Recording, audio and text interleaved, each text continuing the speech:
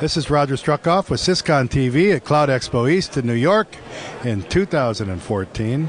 Sitting here with Joel Ferman from InMage Systems. We're going to talk a little bit of hybrid cloud data protection and migration. Joel, thanks for joining us. Tell us what you're all about. Thanks, Roger. So we provide disaster recovery services as well as solutions. We also provide backup solutions that work across your internal on-premise assets as well as in the public and private cloud.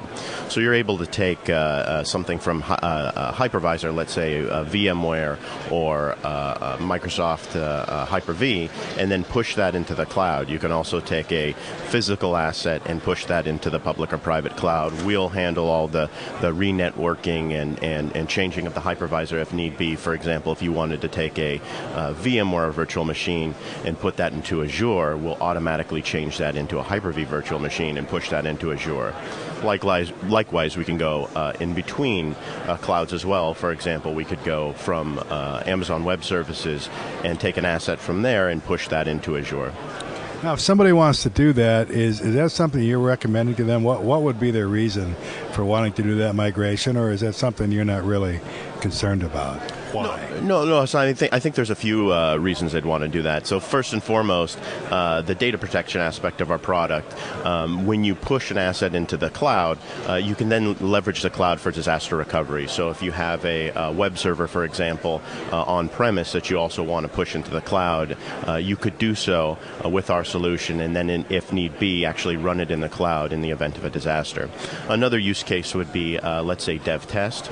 So you may have some solutions in-house that you're building. You want to push them or replicate them into the cloud, make the required changes, have your engineering team work on them, and then actually destroy that. So pull it back on-premise, get rid of the asset in the cloud, and then repeat the cycle over and over.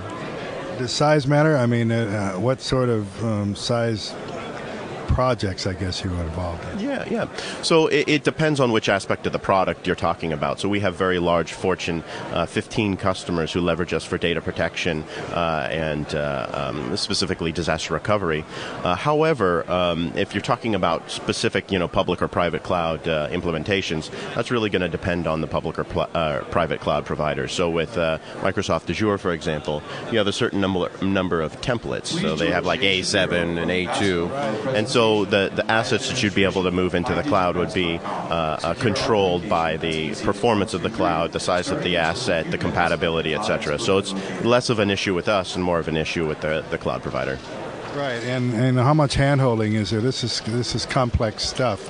Are you working with, not dealing with really, or you're working with obvious question, but with the IT people at your companies, but how much technical expertise do you have to add on to what they're doing, or how does that process work? So that's a great question, Roger. So we have two different deployment models. So we have an assisted migration deployment model, and then we have a self-service migration model. Typically, customers only need assistance for 3, 4, 5, 6 assets, and then from that point forward, they're able to easily migrate assets through the self-service portal. So typically, it's a self-service model. Where else are they going to go? Why should they go to your company?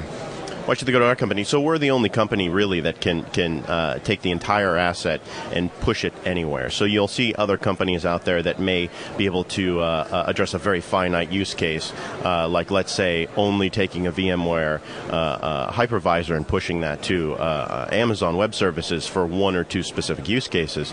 But you're not going to find anyone who's able to then seamlessly pull that back. You're not going to find anyone who's going to be able to actually convert the hypervisor. You're not going to find any cloud migration company that can also provide end-to-end disaster recovery solutions, and that's going to have hardware appliances, software as a service, as well as software. So we have a lot of large partners like SunGuard, Windstream, HP, Hitachi, Fujitsu, etc., that actually provide these disaster recovery services and backup services as well too. So should you wish to have an end-to-end managed service, you can actually go to one of our large partners and have that completely handled by our partner as well too. Okay, you mentioned Fortune 15 companies. What's sort of the range of your customer base? Yes, good question. So we have customers anywhere from 40, 50, 60 employees all the way up to Fortune 15 companies. So we have a couple of different products. So we've got the software as a service, and then the hardware appliance. But we have these all-in-one hardware appliances called the InMage 4000, and they start at about $8,000. And so it's a very easy price point for entry for small and to medium-sized businesses, because those appliances actually have the compute, storage, and networking all built into one. So you don't need to leverage a storage area network for your storage. You don't need to sap off of existing x86 compute resources. It basically is an all-in-one backup and DR device. How do people find you? Go to www.inmage.com, or if you would like to send me an email, it's jferman@inmage.com. I'm sitting here with Joel Ferman from InMage Systems. Thank you for joining us. Thank you for watching. For Syscon TV, this is Roger Struckoff.